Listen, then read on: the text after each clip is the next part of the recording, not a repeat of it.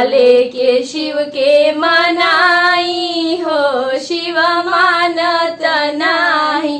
पूरी कचौड़ी शिव के मन ही ना भावे, पूरी कचौड़ी शिव के मन ही ना भावे। भंगिया धतूरा कहाँ पाई हो शिव मानत नाही। भंगिया धतूरा कहाँ पाई हो शिव मानत नाही। काले के शिव के मनाई हो शिव मानत नाही। काले के शिव के मनाई हो शिव मानत नाही।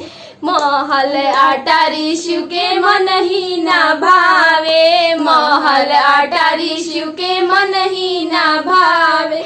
टूटही माड़ैया कहाँ पाई हो शिव मानत नाही। टूटही माड़ैया कहाँ पाई हो शिव मानत नाही। काले के शिव के मनाई हो शिव मानत नाही। काले के शिव के मनाई हो शिव मानत नाही।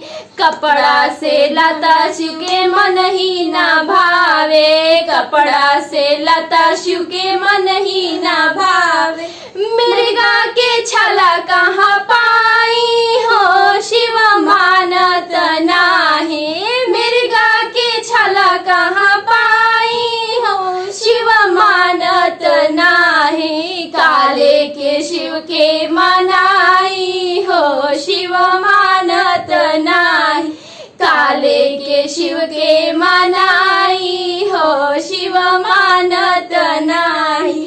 हाथी से घोड़ा शिव के मन ही ना भावे, हाथी से घोड़ा शिव के मन ही ना भावे। अरे बसहा बैल कहाँ पाई हो शिव मानत नाही। बसहा बैल कहाँ पाई हो शिव मानत नाही। काले के शिव के मनाई हो शिव मानत नाही।